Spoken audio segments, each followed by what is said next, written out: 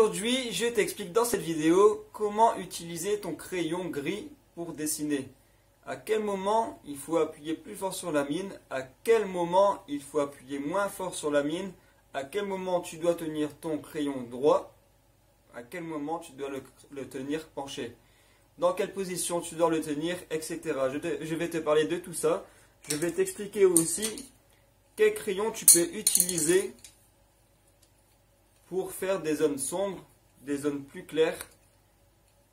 Voilà, quel crayon utiliser pour avoir des couleurs différentes dans tes gris, dans tes crayons gris, tes crayons noirs, pour pouvoir dessiner.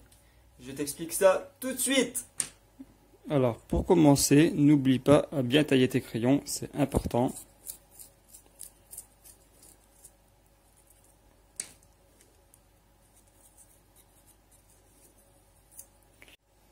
Pour expliquer un peu comment tenir ton crayon, tout d'abord, si par exemple tu veux tracer un dessin, c'est bien de le tenir assez droit. Parce que si tu le tiens comme ça va être assez compliqué de faire un rond, par exemple.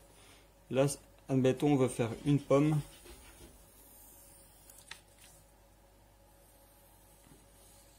Voilà. En tenant ton crayon assez droit, tu peux faire la forme que tu veux.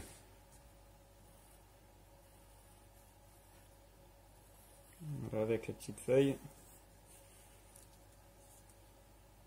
Voilà la forme de ta pomme.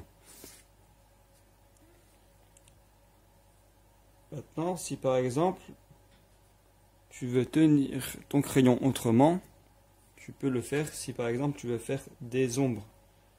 Admettons là sur la pomme, je vais faire une ombre sur ta pomme. Donc là, l'ombre, on va dire qu'elle est ici. Là. Tu le tiens pas très droit. Parce que si tu le tiens comme ça, tu vois, ça va faire plus foncé.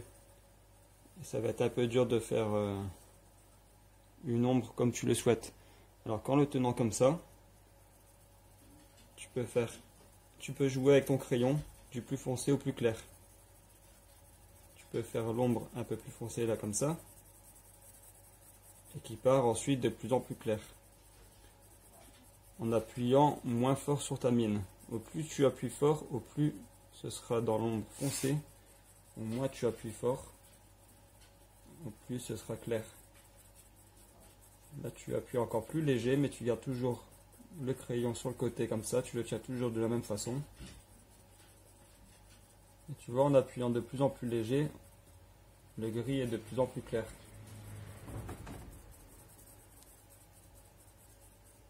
Quitte à frôler vraiment tout doucement le crayon. Il faut vraiment que ce soit très très clair.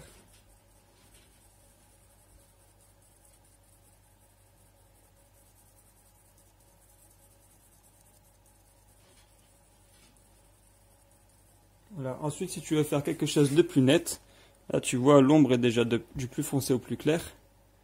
Si tu veux faire quelque chose de plus net, tu peux aussi utiliser le doigt. Là, en utilisant ton doigt, tu vois, c'est encore plus clair ici. Parce que ça s'étale bien en fait. Et tu peux étaler avec ton doigt partout si tu veux aussi pour pouvoir avoir un effet d'ombre qui est net. Un effet d'ombre plus net. Là tu peux le voir. Sur la pomme, on voit bien l'ombre, ça fait plus réel. Ça fait plus net. Alors là, c'était les façons de tenir tes crayons. La façon de le tenir, et aussi je vais t'expliquer la mine. S'il faut forcer un peu plus ou s'il faut forcer un peu moins. Donc je réexplique pour la façon de tenir. Pour faire un tracé, le tracé du dessin comme j'ai fait au début avec la pomme, la façon de tenir, c'est une façon où tu tiens le crayon droit. Au plus tu vas le tenir droit, au plus la mine elle sera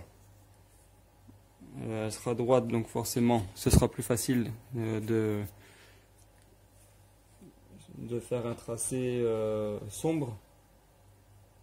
Donc là voilà, c'est pour ça qu'on fait la pomme du crayon en tenant le crayon un peu droit. Donc il ne faut pas non plus le tenir trop droit, mais un peu plus penché, et moins penché que si tu faisais une ombre.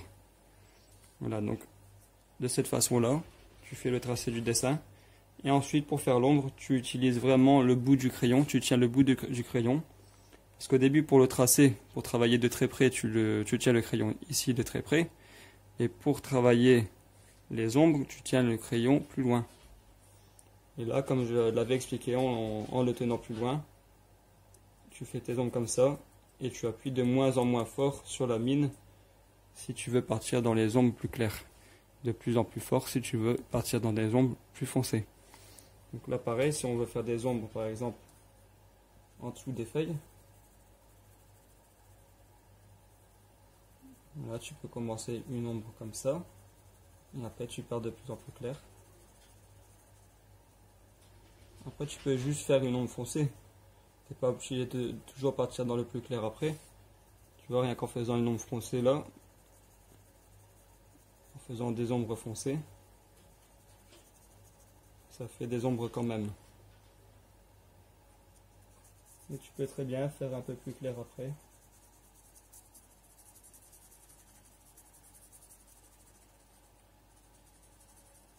Et ensuite, pourquoi pas utiliser un peu le doigt pour que ça fasse un effet un peu plus net, un peu plus réel.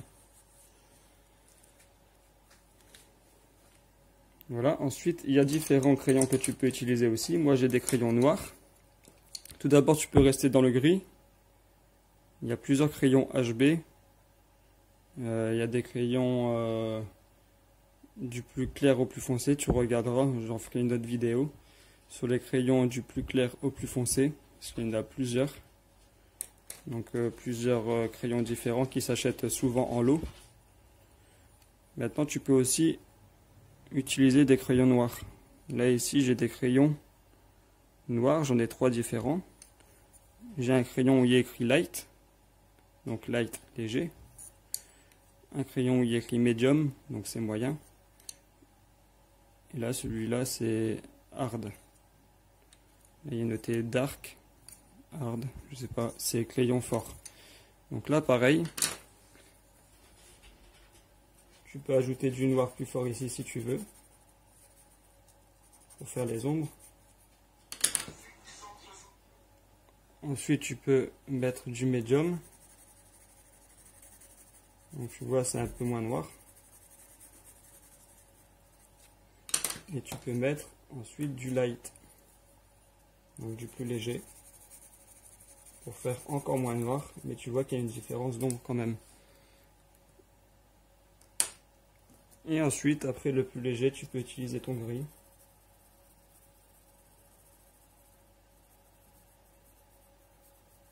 Là, c'est vraiment pour montrer les différences. Et bien sûr, tu peux jouer avec, comme je l'ai montré ici, du plus foncé au plus clair.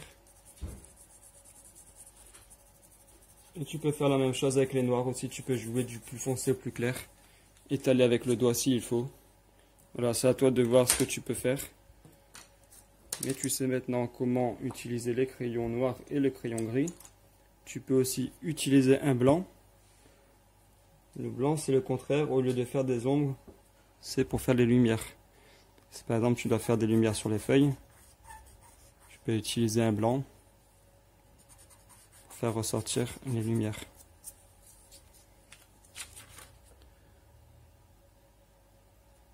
Ou alors par exemple un blanc dans l'ombre. Comme si il y avait un reflet dans l'ombre par exemple. Là, ça peut être utile aussi. J'espère que la vidéo t'a plu. Tu sais maintenant comment utiliser tes gris du plus clair au plus foncé. Tu sais maintenant comment les tenir. J'espère que la vidéo t'a vraiment aidé. Tu peux laisser un petit like sur la vidéo si ça t'a aidé, si ça t'a plu. Tu peux laisser un commentaire sous la vidéo pour me poser des questions si tu as besoin. Ce serait un plaisir de pouvoir t'y répondre. Tu peux aussi laisser la petite clochette pour pouvoir recevoir toutes les notifications qui vont suivre. Ça permettra de recevoir mes vidéos suivantes. Pense aussi à t'abonner à la chaîne. Je te dis à très bientôt. Toi aussi deviens un artiste peintre, car on devient ce que l'on pense.